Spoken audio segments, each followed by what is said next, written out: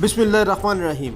अस्सलाम वालेकुम दोस्तों, मैं अपनी इस वीडियो में आप तमाम दोस्तों को वेलकम करता हूं। टिकटॉक पर जानलेवा चैलेंज ट्रेंड बन गया, वालिदैन परेशान। दुनिया भर में तेज़ी से फैलने वाली मुख्तसर वीडियो की एप्लीकेशन टिकटॉक पर एक और जानलेवा चैलेंज ट्रेंड बन चुका है, जिस पर वालिदैन ने शदीद तशवीश का इजहार किया है।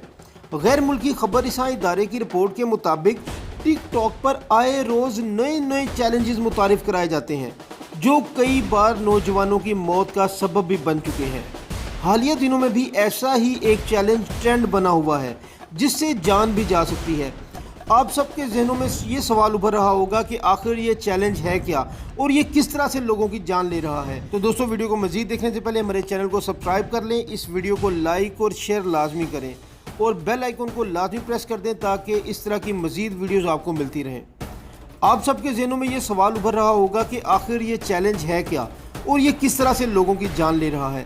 तो दोस्तों, अगर चैलेंज के बारे में डिस्कस करें तो ये चैलेंज बड़ी मिकदार में नमक को फांकना है। डॉक्टर्स और माहिरीन ने खबरदार किया है कि ये हरकत ना सिर्फ मैदे को नुकसान पहुंचा सकती है, बल्कि जिस्म की बर्दाश्त हार मान जाए तो मौत भी वाक़या हो सकती है।